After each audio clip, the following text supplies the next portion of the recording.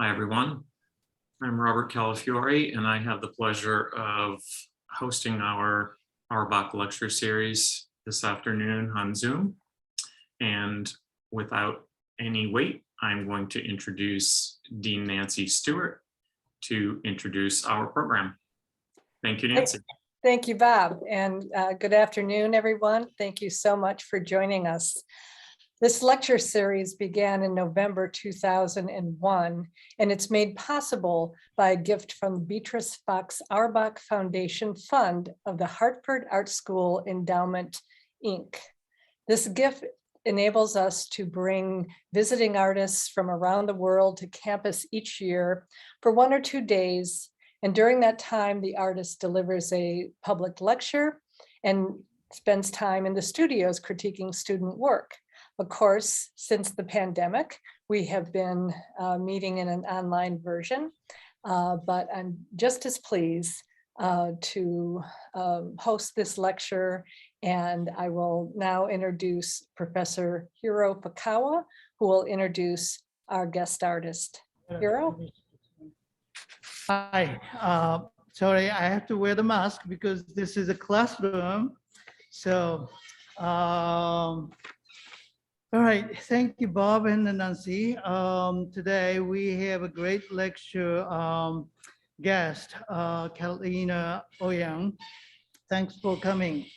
And I'm gonna do very brief introduction to everybody.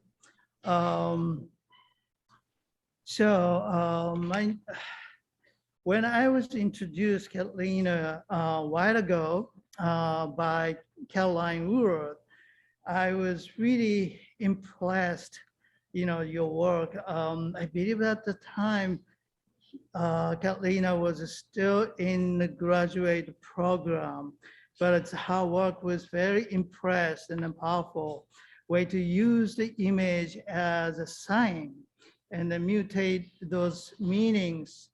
It's just incredible powerful. And especially our body parts becomes cultural sign and then presented as object that we sense nostalgia and its depression alter the significance. It takes us ambiguous forest of signs. So in her bio, Ouyang's work addressed how a subject orients in a physical and then socio-political space, what history and the discourse are inscribed on the body, how the body exists in contingency with architecture and bureaucratic structures. Through the both expansion and fragmentation, Ouyang proposed the body as politicized landscape subject to partitions. You will see pretty soon. It's really strong images. So as soon as you see her work, you realize that the monstrosity comes from our own culture and history. It is so familiar but foreign at the same time. You need to dig up yourself pretty deep. Then it still remains as mystery. The Catalina exhibited her works in No Place Gallery, Columbus, Lilius and King in New York, Real Artways, Hartford, and the local, Knockdown Center, Queens, Make Room, Los Angeles, Night Gallery, Los Angeles, and Art Basel, Switzerland. Catalina works have been included in a group exhibition at the Housing, New York, Sculpture Center, Queens, Nicodem, I'm sorry if I might pronounce wrong, Los Angeles, Francis Gerby, wow, difficult things goes on, Gabley, Los Angeles, Brooklyn, Helena, Another, New York, Asian Art Center, Taipei. She was an artist resident of the Atlantic Center of Art, Smack Melon, and Shandong Storm King. It will be included the forthcoming group show at Aldrich Contemporary Art Museum and the Jeffrey Deitch Gallery. That's impressive. She is represented by Lilas and King, New York, and Make Room, Los Angeles. Catalina holds MFA from Yale University, and then she is based in New York City. Here's Catalina Ouyang. Welcome. Thank you. Okay. Thank you, Hiro, for working through a real mouthful of different names of both galleries and Sorry about residency that. programs. All good. I was gonna already share my screen, but I'll just do that now.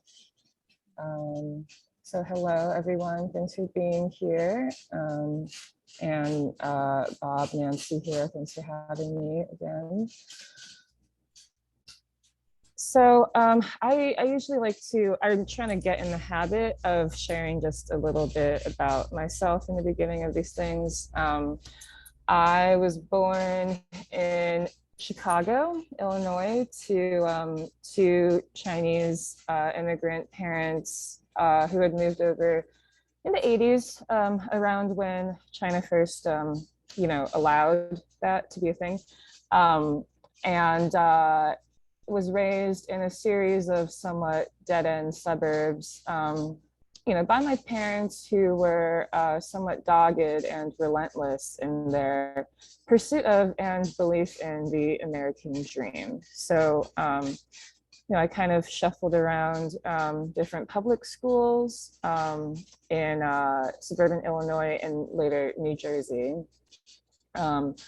So I spent my formative adolescent years in middle North Jersey. And that's kind of when I started teaching myself how to draw. So this is the early 2000s, right before Facebook, or right before the internet became a place where you could actually post your real name. So it's still this kind of really fruitful and sometimes frightening sight of the unknown. And I started basically living my life on the internet when I was 9 or so. I would spend all my time on these video gaming forums. I didn't play video games, but my older brother did. And that's how I started drawing. I was making fan art and sharing my drawings with these basement dwelling 20-something-year-olds who really were my first form of creative encouragement. I didn't have art classes in public school. My parents were working, so really all of my feedback and the people who told me that I should continue drawing and continue writing were these weird incels on the internet. And I told them that I was 12 because it seemed better than being 9. And anyway, eventually I started drawing and painting things that were not video game characters, and then ended up getting a scholarship to study for my BFA in St. Louis, Missouri, at a school that I do not really speak that much about for reasons that I will get into. But it was there that I was introduced to, concepts or the existence of conceptual practice and performance art and experimental practice, and kind of also revived in writing practice I had when I was, a kid. I was writing fantasy stories, and I started writing, more lyric essay and memoiristic stuff, and that ended up getting integrated into what was becoming more of a interdisciplinary and experimental practice I started working with sculpture. I started doing performance and video and other like time-based and participatory projects. So today I am really going to focus on bodies of work that I made for 2 exhibitions in the last year. This is an install image of the last show I had in New York. The exhibition was titled White Male Ally. And this structure that you see on the right, everybody thought that it was in a pre-existing feature of the gallery, because this is actually the first exhibition that happened in the gallery's newly renovated space. But no, we built it for the show, and I'll get into this in a bit, but it's basically a replica of a kind of public or communal restroom that was popular in China, East Asia throughout the late 70s through mid 90s, which is when I happened to be growing up visiting my grandparents in China. So I have very vivid memories of using this kind of trench toilet. But you know, when I was formulating the overarching concept for this exhibition, White Male Ally, I was kind of thinking about it as a sequel to the previous exhibition that I had done at the same gallery. However, the first show I did with them, which was titled Cunt Waifu, occurred in their outdoor courtyard exhibition space. And without going too much into that show at large, that exhibition and its title, Cunt Waifu, really had to do with looking at sort of discursive formations around femininity as a gendered construct, as something that was really sort of historicized and narrativized to in service of justifying certain like structures of power. So I was thinking about the ways that you know, land and objects were always gendered as feminine. They had to be, so that they could be taken over and colonized and raped. And so this became this kind of self-perpetuating or self-feeding cycle where, you know, it was the feminine body that had to be this raped vessel, which then, you know, was a trait that got inscribed on anything that needed like taking over, or you know, anything that required some kind of violent ownership, and etc. So a lot of the like visual references in this work had to do with you know, various like historical citation around sort of like gendered moments in art history, as well as historical events surrounding you know, immigration in the US. And I was thinking about the ways that Asian American men, for instance, in you know, under white supremacy, have always been sort of gendered as like, or characterized as effeminate, or weak, or, you know, opium addicted, or like all of this stuff to justify, you know, cruel treatment, or sort of dehumanization of a race, and so forth. And I guess in one respect, you know, there is a water feature in this show, which was this well that this 2-figure scene here is taking place over. And I kind of wanted there to also be a water feature in the sequel. So kind of moving from a consideration of the feminine and the like subjugated citizen, so to speak, the cunt waifu, and moving into thinking about the white male ally in a show that really is not about whiteness, or, you know, losing faith in like allyship. I have never believed in allyship. It's more about, you know, almost like pointing a finger at something that is like the greatest myth of all. And myth and folklore are things that, you know, I've activated in my practice for several years now. You know, in addition to kind of villains of folklore and monsters of folklore, and thinking about, you know, how to identify with these monsters or villains in their sort of subject position of otherness or alterity. But more and more recently, I started really trying to consider, you know, like the what is like a contemporary myth, or who and what are the monsters or the monstrosity that we are really like moving among, or that might actually manifest as a peer, or, you know, like influence, right?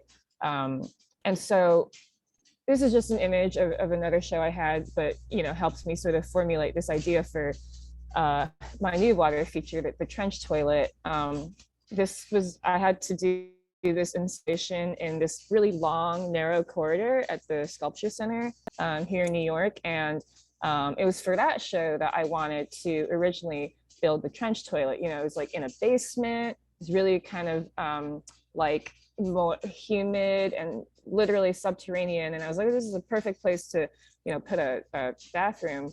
The curator refused. Didn't want me to put a toilet in her show. So I became hell-bent on realizing it for this other context. And, you know, this gallery that they had just renovated happened to be kind of long. And so I was like, all right, I'm gonna do this. And so the title of the installation of this trench toilet is Ego Death, and it consists of the tiled structure. And so basically it is scaled exactly to, you know, a real trench toilet, you know, similar to the ones I grew up using, but it's raised 3 feet, and that is to make space for a trapping pit that basically this canal of fundament empties into this thing that is known as either a trapping pit or a punji pit. And inside the pit, there's this 20-minute video playing on the loop. And so with the title, Ego Death, in relation to, you know, the overarching exhibition concept, white male ally, you know, I was thinking about both like the fact of white male ally, the phrase, being a non sequitur in my work, or being something that I want to turn into a non sequitur, that I want to, you know, sort of locate the stakes and investment of my practice separately from, you know, like reifying the very thing that I'm trying to critique.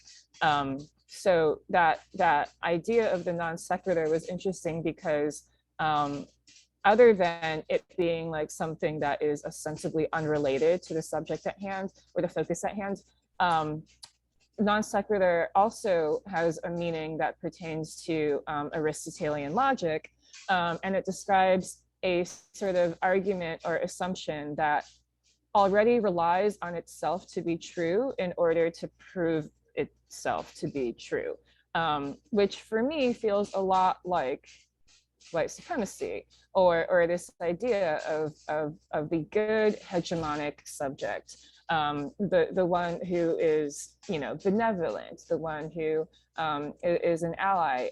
It already presumes itself to exist in order to, you know, ingratiate itself to the minor subject.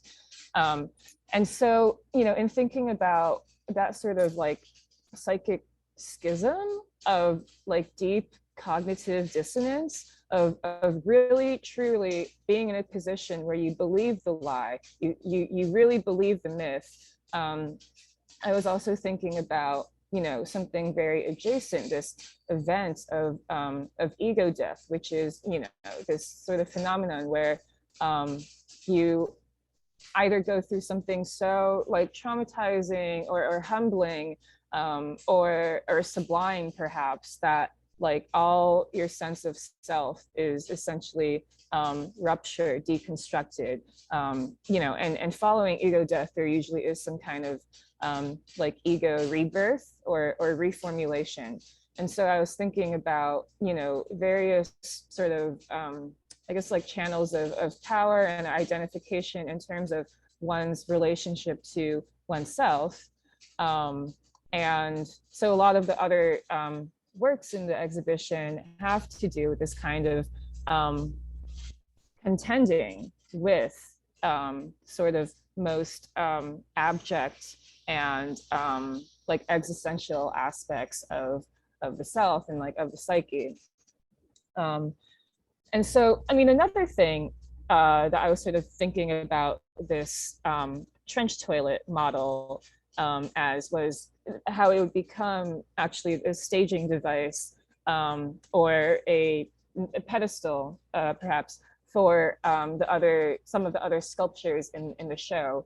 I take a lot of, or I think a lot about, methods of display and their relationship to museological tradition, and the ways that, for instance, museological strategy and the museum are inherently, colonial sites of plunder. And even in the basic sort of mission or tenet of the museum as an educational space, there's this kind of, position of, being like patronizing. There's this position of contempt or, what's the word? It's like a top-down sort of relationship.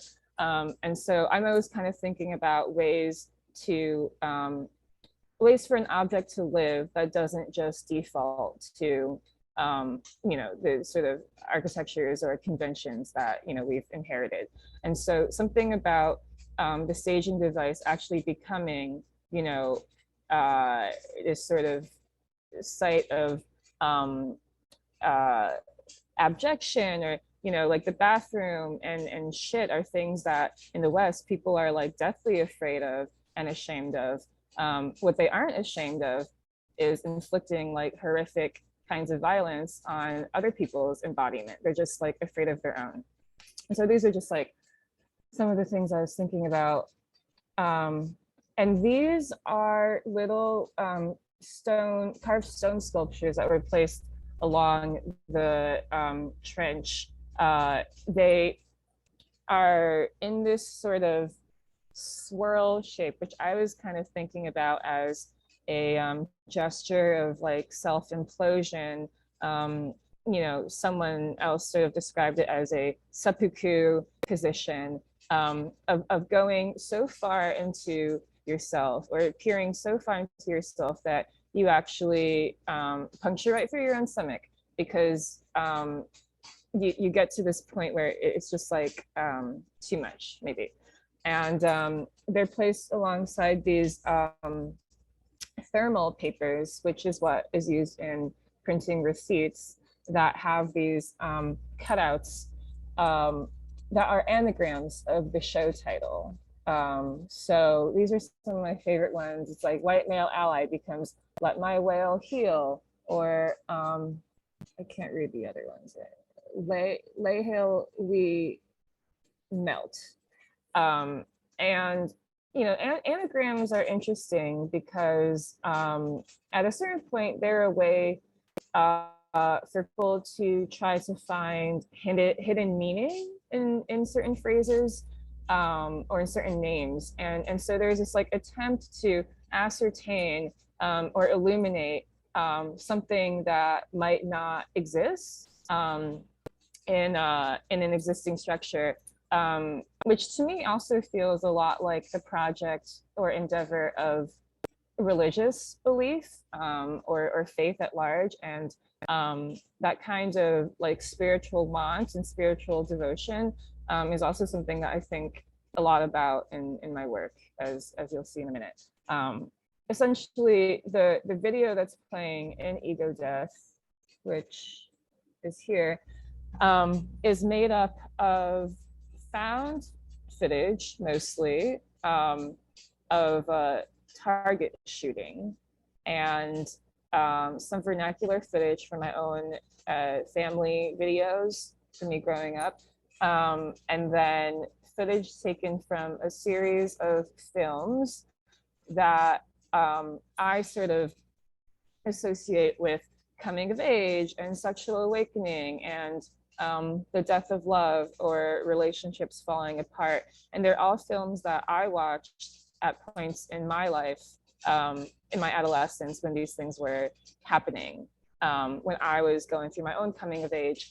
And they're films that I either have a very complicated, like, political relationship to, or are made by filmmakers and artists who I have somewhat complicated political relationships to. So there's Nymphomaniac by Lars von Trier. There's a film, Stealing Beauty by Bernardo Bertolucci, who's a very sort of controversial figure.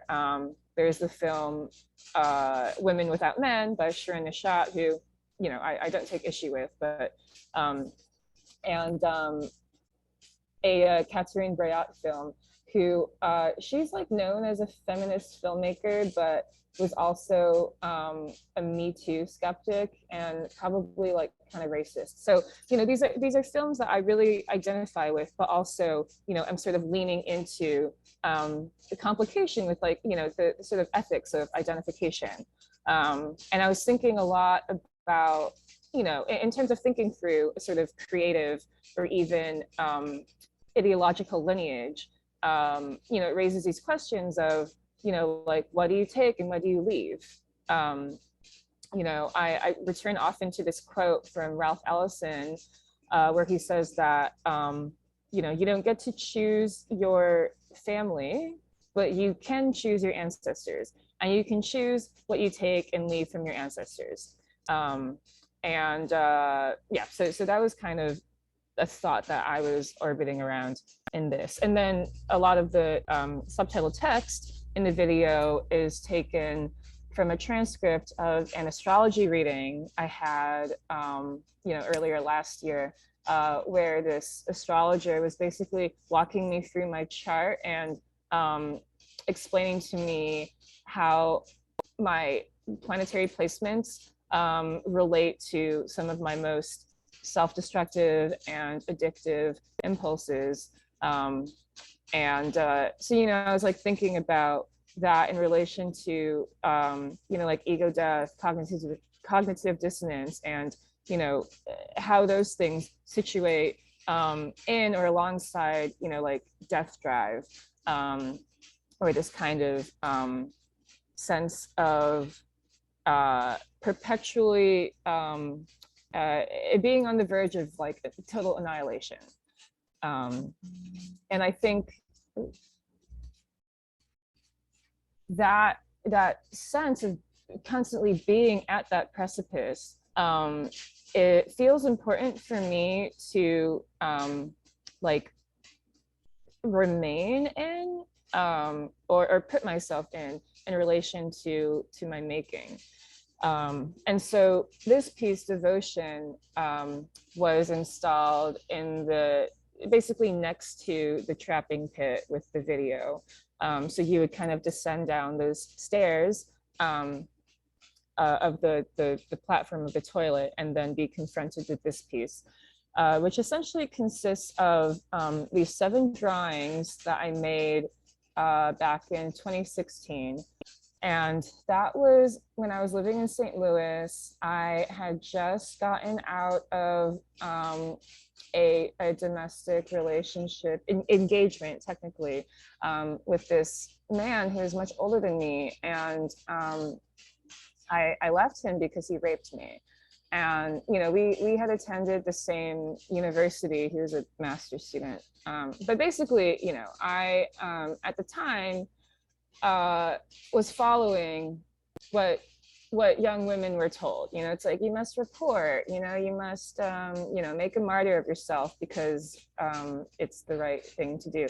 So, you know, I reported to police. I opened a Title IX investigation with the university, and you know, placed a no contact order with him. But before that no contact order was placed, he managed to send me a series of 26 selfies of him looking sad. And the sort of like sadistic mechanism of that gesture was so, I mean, at this point I was like totally dissociating, right? And I was like, this is like really disturbing and fucked up, but also interesting as a sort of like psychological event or like case study. And I mean, it was also painful. And so the only thing that I could even conceptualize doing to deal with these images was to return to my childhood practice of making fan art, of making these photorealistic drawings of these video game characters or these celebrities who I loved most. And so I got through about, you know, 7 of these drawings before I gave up. But, you know, in the process of making them, which at the time even felt more like a durational performance or like a durational undertaking than anything else, I realized just how closely related to like religious devotion my childhood practice of making fan art was, you know, like, and this was essentially the first context that I developed of you know, like learning. This is like the earliest basis of my study. It's how I taught myself discipline, and you know, it's also how I taught myself desire. And so this was, yeah, last year, actually at Real Artways, I showed this piece originally. I wanted to unearth these drawings that have been sitting around for, you know, half a decade, and recontextualize them somehow. So I ended up kind of creating this like classroom theater with them for the contemplation of my child self. So this is basically an effigy like doll that is wearing the same outfit that I wear to school every day in like 3rd through 4th grade. And that was a period of time where I was also sort of experiencing my own sexual awakening. We had these, I think there's some kind of like governmental initiative to try to get kids to like read for fun. So, you know, every week we'd have silent sustained reading period. And I was a voracious reader. I like went to the library every, am I getting a message? I don't know. Okay, sorry. I thought someone sent something to the chat. And you know, so I read a lot, but then I also would like spend these sustained reading periods in school, like using the spine of a book to masturbate, and I had no idea like what that was or what I was doing. But so there's this kind of like triple like learning phenomenon occurring where, you know, I was in school ostensibly to you know, learn school shit, and then also, you know, under the operation of what, you know, public schooling really is for, which is to, you know, brainwash you and teach you subservience and obedience, and then, you know, having my own sort of enlightenment sexually. And for me, all of these things really like roll up and relate to this ultimate culmination in, you know, my future 21-year-old self placing myself in this like horrifically abusive relationship and staying there, you know, like. And so I wanted, I guess, to create this space or proposal where my child self is really kind of seeing almost like an oracle what what their future becomes.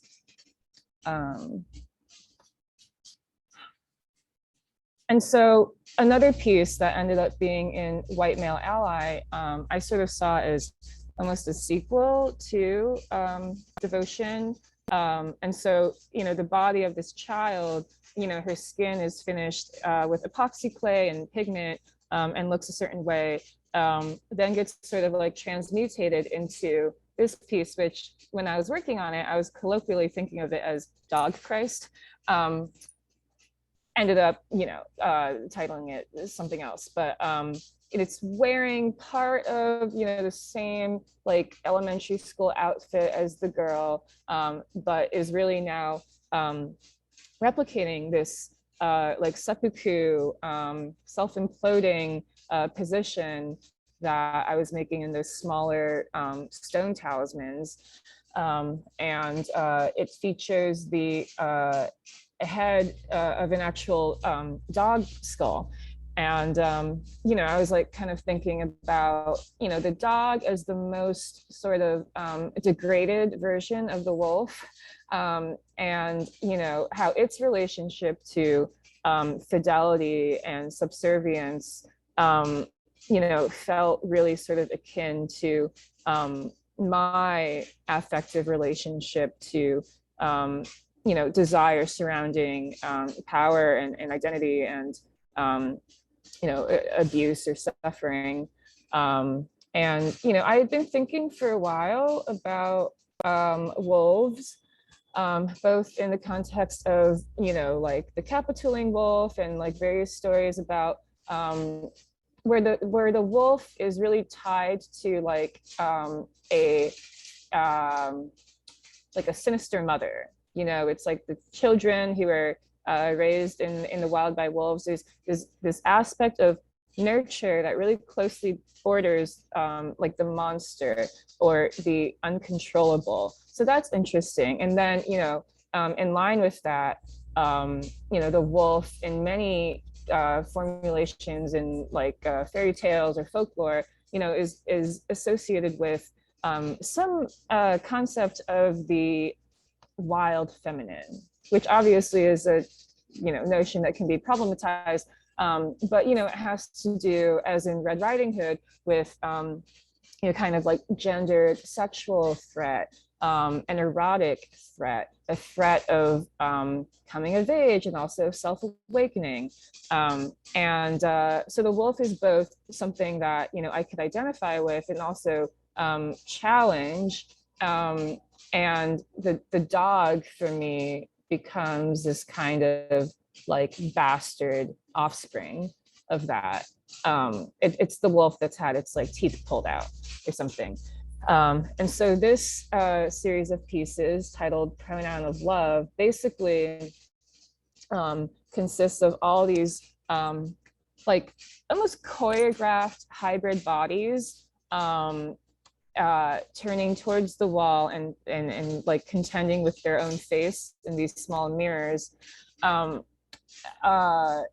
This was a piece I did a few years ago titled Evil, and that's the head of a pug, and that's the first sort of dog I worked with. And I was like kind of thinking about this Gerhard Richter painting, which was hanging in the museum in St. Louis when I was living there. And I was always sort of taken with this gesture of turning away from the viewer as a mode of refusal. And it's refusing both a certain power differential of the gaze, but it's also refusing a like recognition. It's refusing to be perceived. And I was thinking about Edouard Glissant's ideas of opacity and this kind of rejection of being legible, this rejection of coalescing to be understood or held by anyone else. And so, in these pieces, I wanted to think of different like almost performative or choreographed gestures of how a body can turn away from the entity that it might otherwise be addressing, but then having that gesture foiled by the presence of holding that. Okay. I will try that. Hopefully that actually, oh, here's the mic. Okay. Hopefully that sounds a little better. Right, but having that gesture of turning away actually foiled by the presence of this mirror. And so half of the mirrors were, real, and half were cast in this black and dark blue resin. And in that, I was also thinking about, the ways that obsidian mirrors are used in scrying, which kind of in line with the function of the anagrams of trying to perceive something that is not readily visible within another thing. It's about, yeah, like wanting to apprehend what cannot be apprehended. And that for me, relates to this kind of interior sense of alienation, right? Of trying to of losing the ability to almost like relate to or recognize the self.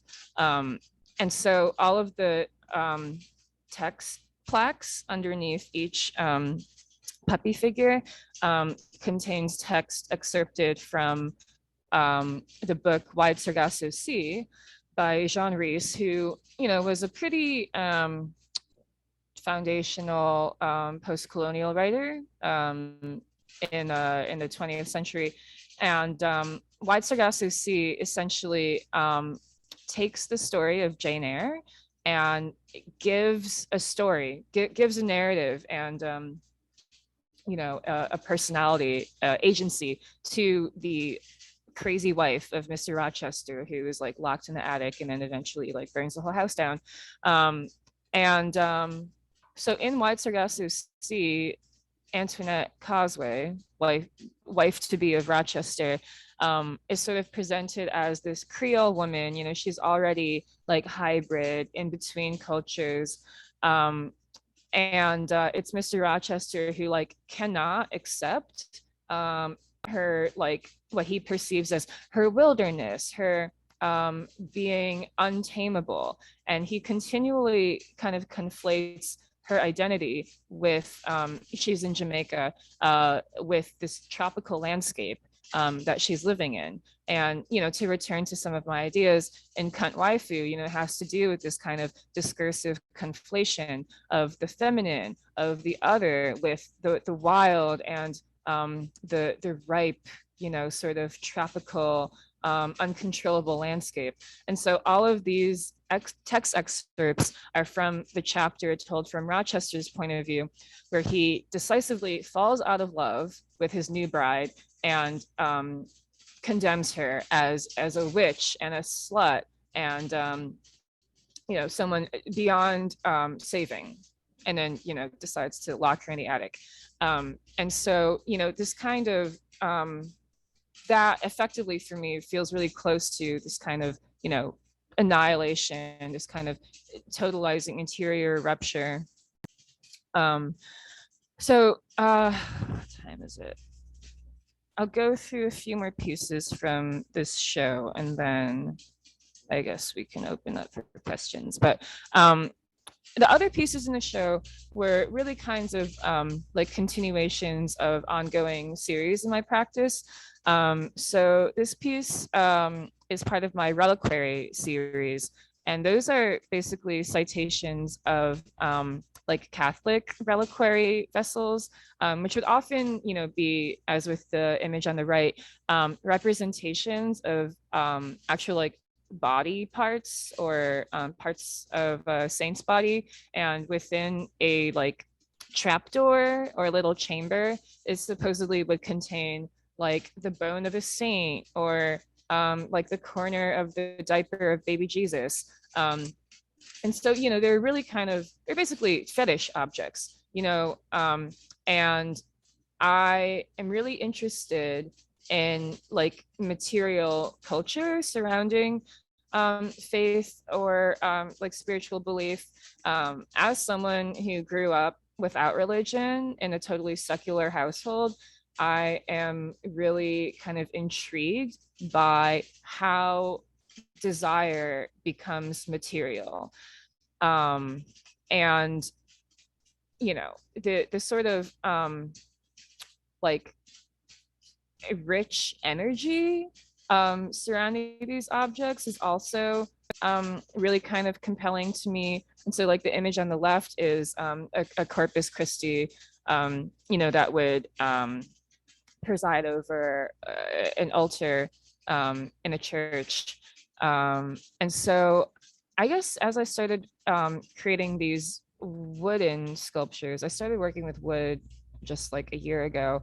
I was really thinking about this sort of intimacy and laboriousness of working with this unyielding material as also like a way to translate a kind of almost like religious fervor or like ardent, sincere desire to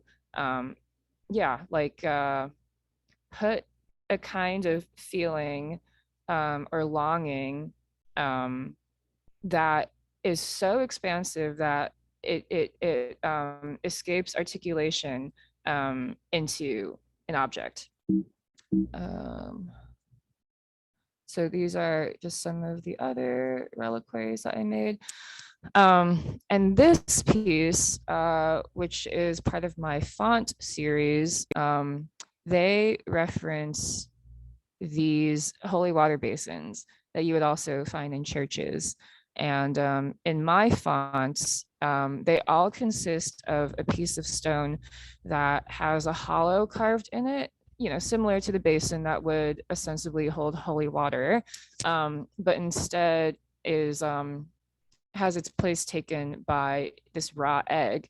And so each of these has an egg, which is raw and then placed in white vinegar. And over several days, the vinegar eats away the shell of the egg, leaving this squishy, translucent, very delicate orb. It's basically a grade school science experiment. But, I liked the idea of this substance like Jesus water of organized religion being overtaken by instead this kind of primordial liquid.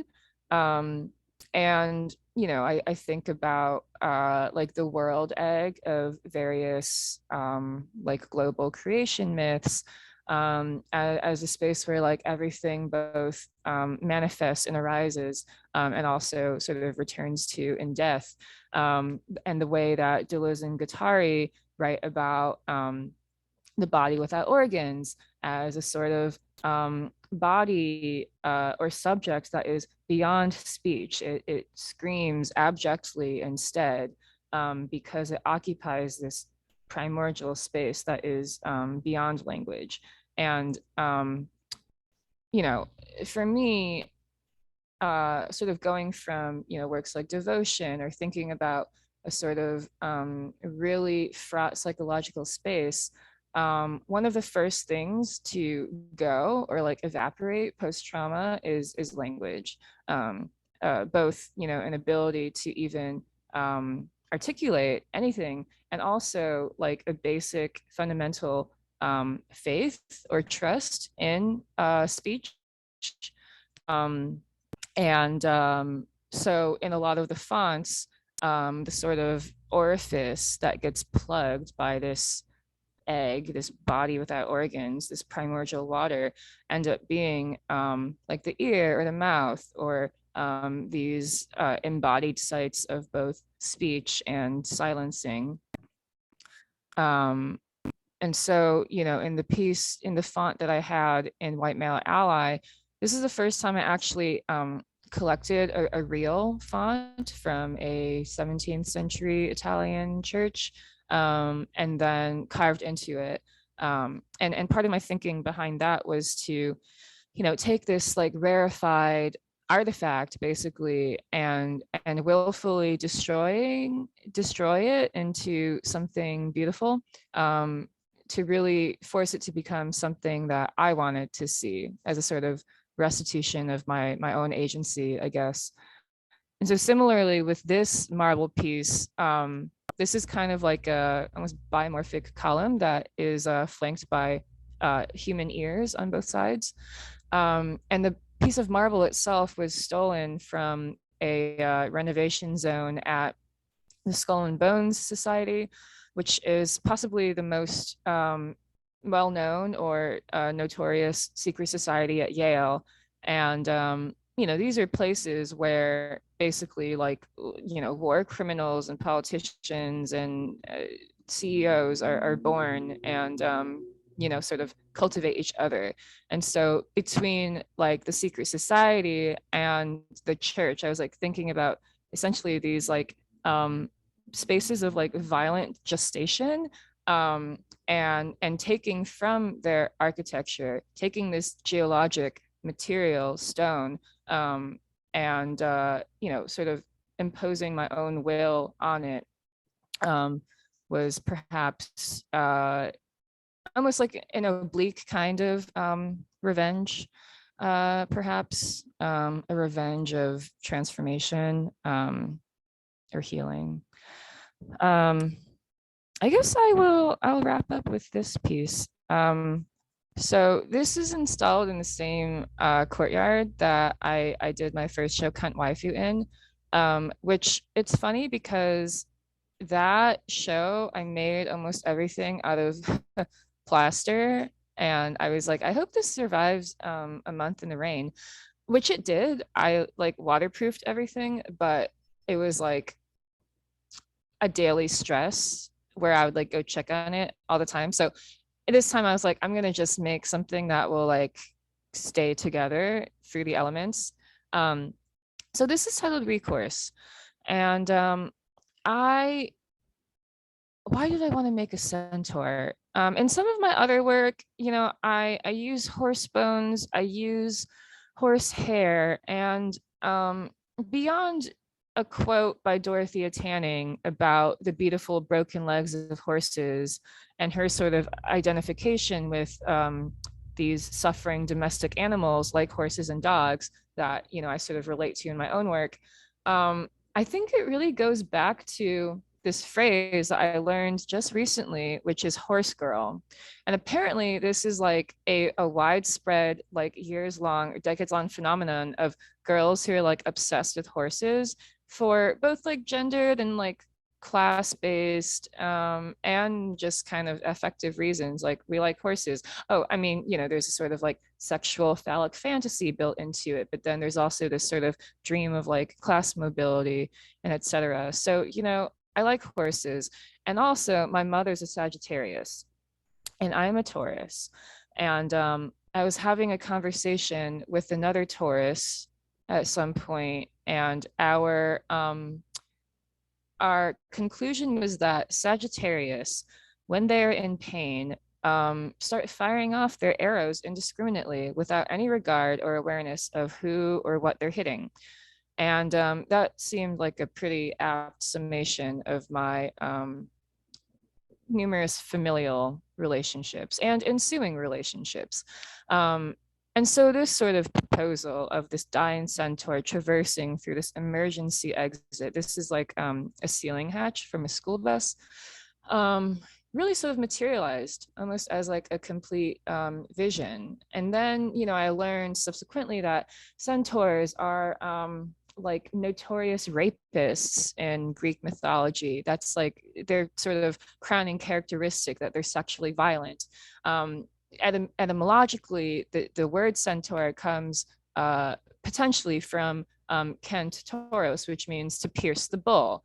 It's Sagittarius, the archer, killing me, the Taurus. So, it seemed almost like that kind of synchronicity seemed or felt fated. And I, in some of my other work, had been thinking through kind of like architectures or artifacts of contingency planning. So things like emergency exits, or practices such as tornado drills, earthquake drills, these things that in crisis management offer this promise of salvation or protection, but kind of like often the promise of God is somewhat fallacious, and has really a almost sinister ulterior motive behind it. For instance, in earthquake drills, you're supposed to all pile underneath desks or like in the hallway in a row with your hands over your heads. It's like, wow, is that really going to save you? It's really so that your bodies will be easier to find, kind of like, having seatbelts in an airplane. And so, that for me has a lot to do with exhaustion and, the hypocrisy surrounding institutions and the kind of care or stewardship that they're supposed to extend that doesn't really happen. And so I think like in this piece, it really is a kind of succinct summation of my various like relationships to and thinking through both like antagonistic characters and identifying with antagonistic characters, and then also thinking through both a like sociopolitical and embodied relationship to the institution and other structures of power. I'll end there. So thank you. Thank you so much, Catalina. A lot to think about. Thank you so much. Fantastic lecture. And I see that there's one question already in the Q&A. I could read those to you, or you're welcome to pick up on those as they come in, whatever you prefer. Yeah, I am seeing it. So what I have found most challenging about being an artist, other than all of it, I think, for me, it's the only thing I ever wanted to do. And, as aforementioned, being a Taurus, I have a very one-track mind. So, it's just like annoying, pragmatic stuff, like how to support myself doing it. And I think, not to be romantic about it, but like all of that has been sort of overcome by just like wanting, right? And like prioritizing, like to the detriment of pretty much like everything else in my life. So, this is not something that in good faith I would like recommend.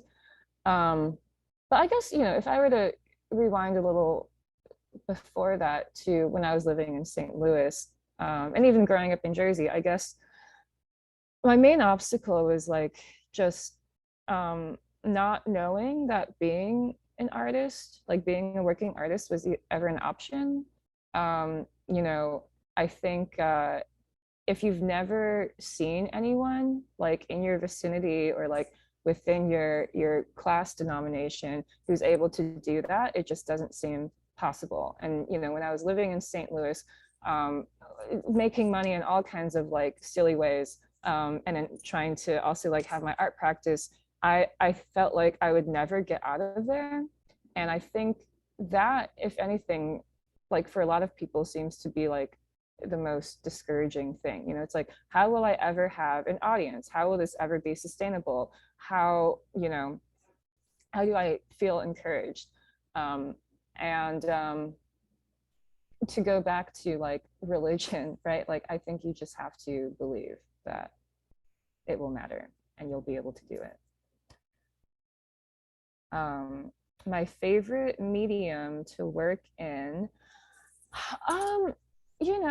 it varies. I love working with my hands, and I specifically love carving like figurative and representational stuff in difficult materials like wood and stone.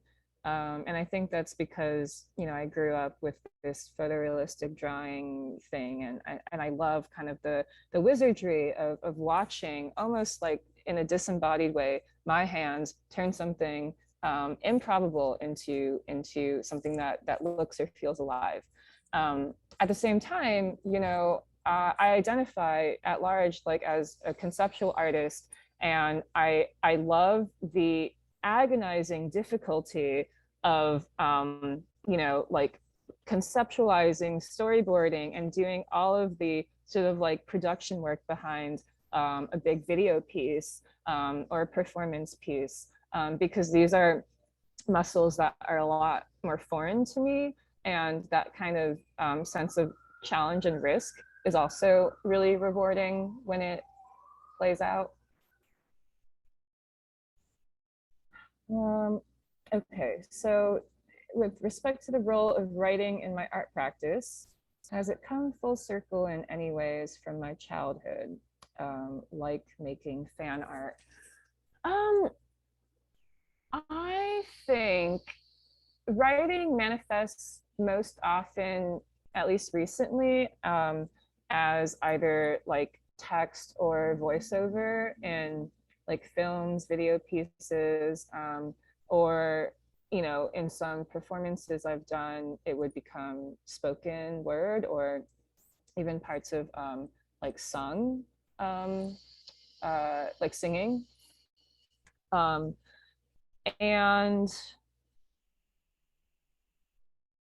I'm trying to think. I don't know. I guess it remains to be seen. I have sort of kept a somewhat separate writing practice also, in like poetry and more lyric essay, that is not as integrated into my visual or like performative practice, but you know, maybe one day. I think actually like on my Instagram, I do a lot. I think some of my most sincere like art writing about my own work is in my Instagram captions, and it actually gives me a really fruitful space to reflect on what I've made, and clarify some things for work going forward. And I think just even having like an obligatory audience in that context helps force me to sit down and verbalize or articulate certain things. The pandemic affected my work conceptually and in terms of physically making the work. In that, well, you know, I finished grad school in 2019 and moved to New York like in November of 2019. So I had a couple months of living here before pandemic happened. And so I was still getting settled. Like I didn't have a life here as an artist really like outside of pandemic. So, you know, everything,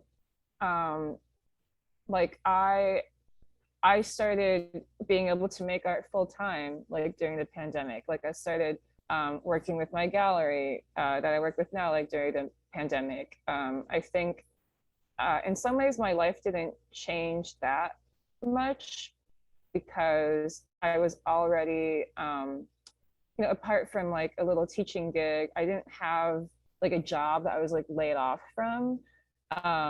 So my daily schedule kind of went from being in flux to like continuing to be in flux. It didn't really affect my ability to access my studio, thank God.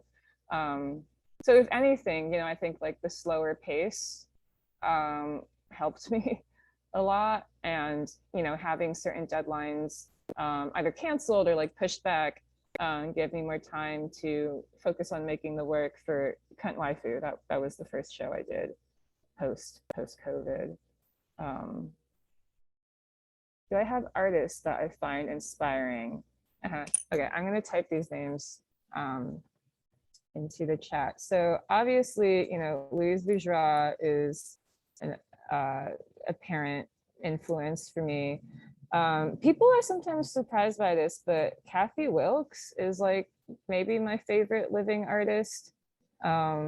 Like the ways that she works with weight and light and tenderness, I find incredibly compelling. And also just the way she, handles materiality is really amazing. Lutz Batcher, RIP, is a conceptual artist who I really kind of think a lot about because she's historicized as this, hard to place, like nobody knows what her work is about. She was so mysterious and arcane. Yeah, when you actually look at the things she made, she made a film that was the operation where she got her uterus taken out. She made a sculpture that was an at-home abortion kit from the 70s. She made a piece that was a male anatomy doll sitting in a corner watching a film of lawyers talking about the rapist that they had defended in court. It's like, you think you don't know what this work is about? And that has a lot to do with like presentation and how you're sort of contextualizing yourself. Like she gave herself a gender neutral sort of pseudonym, and then suddenly nobody knows. And so that sort of strange narrative arc is quite interesting, if not inspiring to me. We have a few more minutes. If anybody has another question, we can take one or two more questions. I don't see any more in the Q&A at the moment. There we go. Okay, in my relationship to vulnerability and visibility with art, is art a channel or a way for me to express vulnerable subject matter? I think, it might be a chicken or the egg kind of thing. Art is not therapeutic to me. It doesn't make me feel good. And it is not, directionally, it's not something where I'm like, I am suffering, I'm having this feeling, and now I need to process it through the making. It's more like my work is as someone who creates objects or environments or situations that are supposed to do something that, functionally no other practice, is sort of able to encapsulate, right? So in my endeavor to draw from or source from things that feel as honest and direct and sincere as humanly possible, it ends up, being these very vulnerable, painful, naked experiences, or, where I'm looking to historical figures or influences or literature that connects to these very like charged feelings, because I guess like something that I continually think about, almost like how I justify, my bourgeois and self-indulgent practice of being an artist is asking myself the question, like, what makes this urgent, and like, what is at stake here, and what makes this life or death, and so, yeah, it's really about like thinking through what is my responsibility to an audience, like who is that audience, what kind of, and it's not even like, it's not a question of what kind of response am I trying to elicit, but it's like, what am I trying to put into the world as like an open proposal that can then engender any kind of, ensuing response or event. And it's like, life is short. You gotta like think about the important stuff. Is there, while we wait to see if there is maybe one more question, is there anything you would specifically tell young artists who are about to launch out into their post-undergraduate days? Any advice that you would give? Loaded question, I know. Yeah. No, I mean, advice that's not, you know, some kind of annoying and unhelpful platitude. It's okay. Okay, this is gonna, it's okay to hate what you're making. And it's okay to make bad work. In fact, you should be making bad work, because if you're not taking risks. And it's also okay to really like your own work. You know, like there's no inherent need to, you know, feel humility about it, or shame or self-consciousness. Like there are things I made when I was 19 that I think are still some of the best things I made, you know. And there's things I made a year ago that I think are terrible, you know, like this stuff like comes in cycles. And you know, um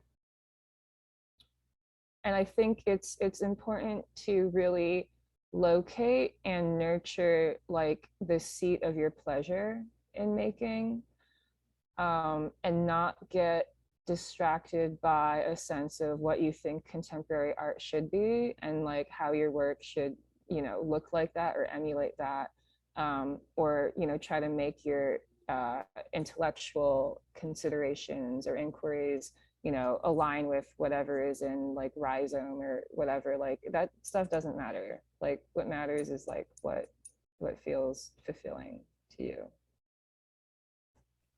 I think that's remarkable advice. Yeah, thank you. Well, seeing that there are no more questions, I would just like to thank you very much for not only sharing the work with us visually, but then talking about it. Lots for us to think about. On behalf of Dean Nancy Stewart, the HASE Inc. Board, Hartford Art School Endowment Inc. Board, the Auerbach Fund, Hiro Fukawa, our faculty in sculpture, our entire faculty, our student body and staff, thank you so much. We really appreciate your time and your sharing the work with us. Yeah, thank you.